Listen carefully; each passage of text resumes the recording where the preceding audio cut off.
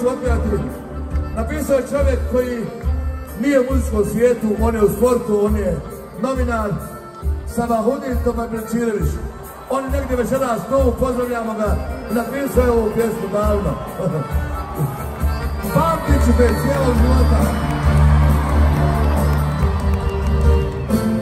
Još se sjećam njene kose, njeni crni očiju.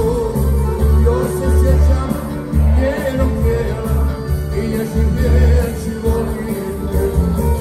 Još se sjećam njene kose, njeni crni očiju. Još se sjećam njenog tijela i nježnih riječi volim te. Pamtit ću te cijelog života, pamtit ću te ja. Srećemo se u životu, opet i ja. Pamtit ću te cijelog života, pamtit ću te ja. Srećemo se u životu, opet i ja.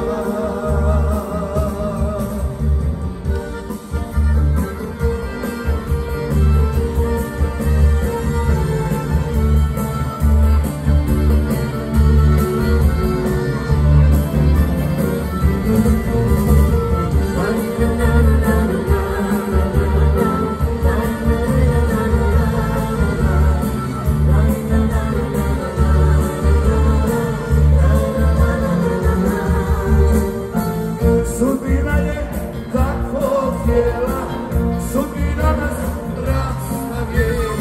Nismo znali šta je život, bili smo mladi, nezreli. Sudbina je tako htjela, sudbina nas rastavije. Nismo znali šta je život, bili smo mladi, nezreli. Pamtit ću te cijelog života, pamtit ću te ja. Srećemo se u životu, opet i